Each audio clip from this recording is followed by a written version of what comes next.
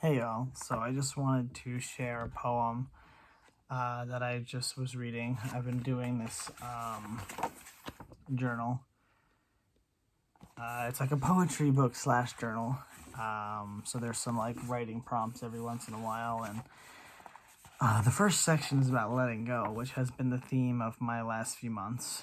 First with my letting go ritual that I did, and then as the anniversary of everything has come to pass, I have been trying to just like really let go of my old life, which is a lot easier said than done.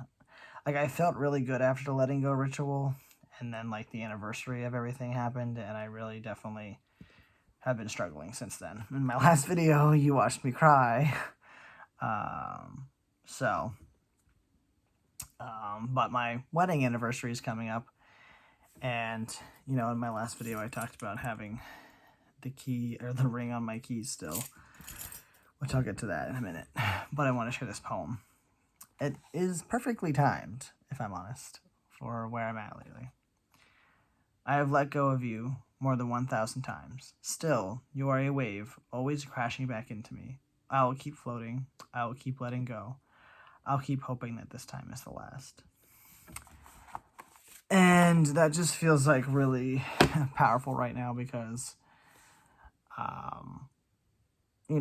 like I've said before, like, we are in such close proximity to each other that I feel like I'm just perpetually like letting go. Every time I see them in a different, like just the other day, I was driving up the street, and on the street that their office is on, that they work. I don't know what days they work on the office. I know nothing about what they do anymore. I just had to drive that way to do something else after work instead of drive home the opposite direction. And I just glanced over because I hadn't seen the building. I wasn't sure if they'd gotten like signage yet because it's like a relatively new space. I have a friend that works for the same organization. So I had known that they had moved locations and stuff. So that's how I knew where it was. And I just looked as I drove past, just like curious what the building looked like. And Han was literally sitting in the front window working. I was like, there we are. We've just like, I had spent the afternoon making macarons at Teetotaler when we were closed. And we had literally just been working all day long about a quarter mile from each other. Like, that is how freaking overlapped our circles are. So I feel like every time I have a moment like that, I have to then like try and let go of everything because I'm just reminded. I know those experiences are going to keep happening because of where we live. Like, one of us would have to move out of state or to a different part of the state for these like overlapping things to stop happening. But I don't think that's going to happen. But yeah, so that poem just feels like powerful because I do feel it's like, okay, I've been doing all this work, letting go, and yeah, it's just been harder than I thought.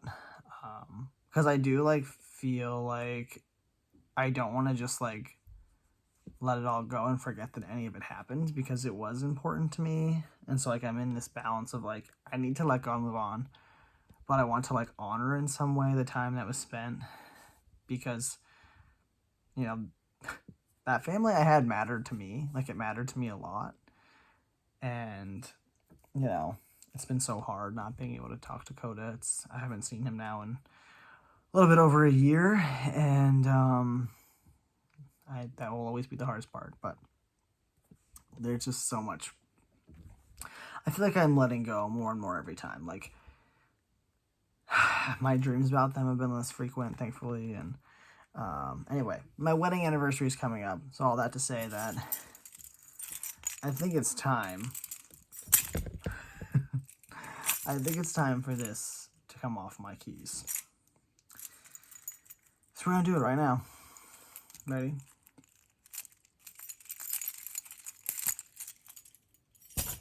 Off my keys.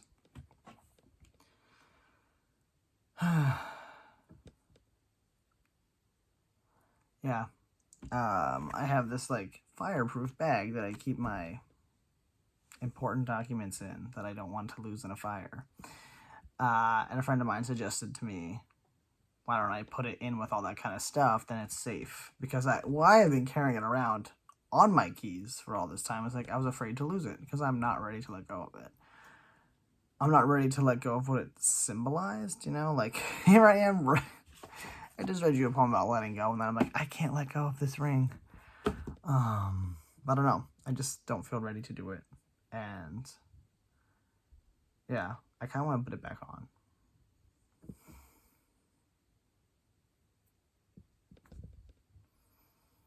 Weird.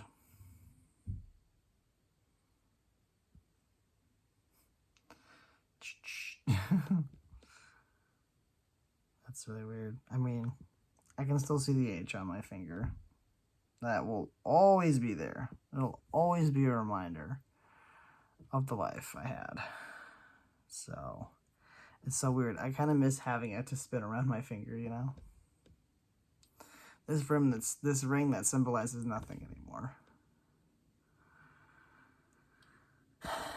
Can you see? I don't know, how did I turn it? There's the 22.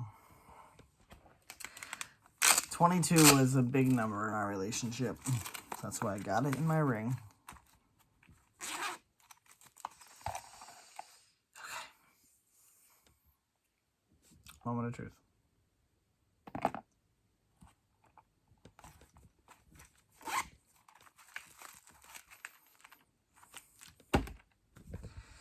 There it is for me to find sometime in the future and remember. I think that's why I don't want to let it go. I don't know. I don't know why I don't know why I can't let it go. I don't want to just like sell it or melt it down and turn it into something else. I kind of just want to have it. It'll be in my keepsake collection or something, and then in 10 years I'll find it and think about everything.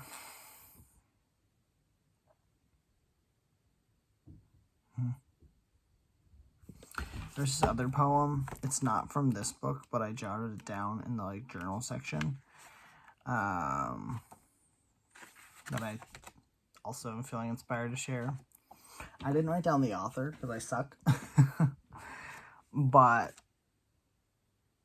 I just like some parts of it and I thought I would share. Anyway, so I will not hopelessly wait around for you. I will continue to live my life and ensure it is as fulfilling and wonderful as possible. Nostalgia will keep me company, as will the warmth of our memories. And here I am making new ones. But the way I feel about you will never change. It's one thing I'm certain of. It's true. My life will go on without you. And it will be spectacular and awe-inspiring and beautiful. But it doesn't mean there won't always be an indescribable emptiness within. That speck of a void only you can fill. It doesn't mean I won't search for you in everyone I meet who's just not you.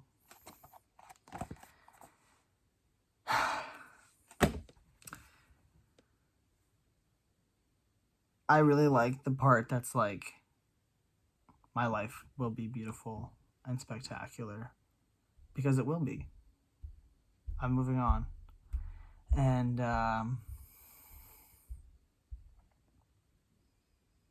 but yeah, I think that there's always going to be a part of me that has love for Han, has love for the people in their family. That was my family, you know, like I have struggled with trying to let go of what do I do with this love that I have for these people who I was going to love forever, you know. I'm a lover, I'm a carer, like, it's really hard for me to let go of those things because I'm loyal. I'm loyal to a fault almost. And yeah. So I just felt like it was time to take the ring off my keys. I've been carrying it around on there for a year.